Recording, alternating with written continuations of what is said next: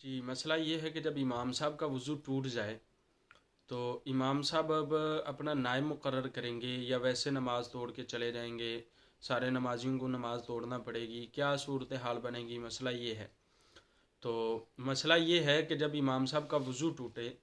تو اول وہ اپنے جو پیچھے مقتدی ہیں ان میں دیکھے کہ کوئی ایسا بندہ ہے جو نماز کو آگے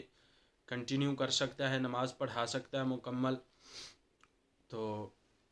اگر ایسا بندہ نہیں ہے تو پھر امام صاحب سب کو کہہ دے بھی میرا وضو ٹوٹ گیا ہے اور تم لوگ نماز سے باہر نکلاؤ۔ سارے کے سارے لوگ اپنی نماز توڑ دیں، ختم کر دیں، نماز فسخ ہو چکی ہے امام صاحب کے وضو ٹوٹنے کی وجہ سے۔ اور اسی طرح اگر ایسا بندہ ملتا ہے کہ جو نماز پڑھا سکتا ہے، جس کو قرات اچھی آتی ہے، مسائل سے واقف ہے، واجبات فرائض نماز کے جانتا ہے، سنت نماز کی جانتا ہے، تو اب اس کے لیے یہ ہے کہ جب امام صاحب اپنے نائب کو مقرر کریں گے تو دو قسم کی نماز ہوتی ہے، ایک جہری نماز ہوتی ہے، ایک سری نماز ہوتی ہے۔ جہری نماز میں تو اس کو پتہ ہوگا نا کہ امام صاحب کہاں تھے اور کیا پڑھ رہے تھے، کیسے پڑھ رہے تھے۔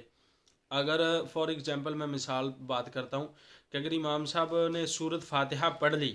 اب اس کا وضو ٹوٹا ہے، تو اب جو نائب آئے گا وہ آگے کوئی سورت پڑھے گا،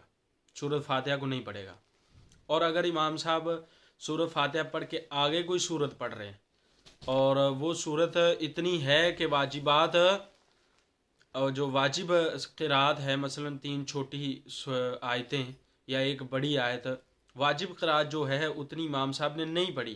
تو وہ وہاں سے آگے کنٹینیو کرے گا اگر وہ صورت اس کو آتی ہو۔ نہیں آتی تو جو اس کو صورت آتی ہے وہ اسی کو پڑھ کے واجب قرات پوری کر لے گا۔ اور اسی طرح اگر امام صاحب کا رکوع میں وضو ٹوٹ گیا ہے تو وہ پتہ ہوگا اس کو آ کے نئے سرے سے رکوع کرے، سجدے میں ٹوٹا ہے نئے سرے سے سجدہ کرے۔ یعنی جس رکن کے اندر امام صاحب کا وضو ٹوٹا ہے وہ جو نائب ہوگا اس کو کنٹینیو کرے گا، اور اگر تو وہ سجدہ اور رکوع ہے تو اس کو دوبارہ سے کرے گا، ان کو نئے سرے سے کرے گا۔ اور اگر نہیں ہے تو پھر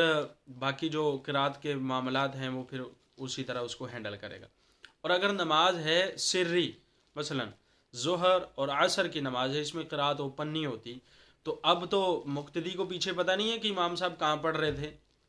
تو اب اس کی صورت یہ ہوگی کہ امام صاحب اپنا نائب مقرر کرے، اور نائب مقرر کرنے کے بعد اگر امام صاحب نے فرض قرات ابھی رہ رہی ہے، واجب قرات جو پوری کرنی تھی وہ اس میں ابھی کمی ہے، تو وہ مقتدی جو اپنا نائب مقرر کرے گا، امام صاحب اس کو منہ سے ہونٹوں سے اشارہ کرے گا، وہ سمجھے گا اور وہ اپنی قرات دوبارہ سے شروع کر دے، مثلا سورۃ فاتحہ پڑھے پھر اس کے بعد سورت پڑھے۔ اور اگر ایسا ہے کہ امام صاحب اس کو بتانا چاہتے کہ بھئی قرات پوری ہوگی رکوع کرو، تو پھر وہ امام صاحب اس کو گھٹنوں پہ ہاتھ رکھ کے اشارہ کریں گے، گھٹنوں پہ ہاتھ رکھ کے۔ اور اگر رکوع بھی ہو گیا ہے، سجدے کا بتانا چاہ رہے ہیں امام صاحب، تو پھر امام صاحب اس کو پیشانی پہ ہاتھ رکھ کے سجدے کی طرف اشارہ کریں گے کہ بھئی سجدہ ادا کرو۔ یعنی اگر قرات میں کرنا ہو تو ہونٹوں کا اشارہ، رکوع کا کرنا ہو تو گھٹنوں پہ ہاتھ رکھنے کا اشارہ کرے، اور اگر سجدے کا کرنا ہو تو پیشانی پہ ہاتھ رکھ کے اشارہ کرے۔ لیکن کسی بھی صورت میں امام صاحب اس کو بول کے نہیں بتائے گا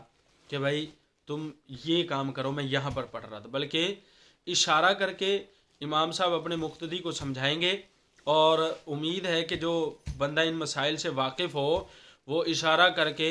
سمجھ جائے گا، اشارے سے ہی سمجھ آ جائے گی اس کو کہ یہاں پر امام یہ بتانا چاہ رہے ہیں۔ جب لوگوں کے سامنے مسئلہ ہو تو پھر ساری باتیں سمجھ میں آ جاتی ہیں۔ تو امید کرتا ہوں کہ آپ لوگوں کو سمجھ میں آ گیا ہوگا۔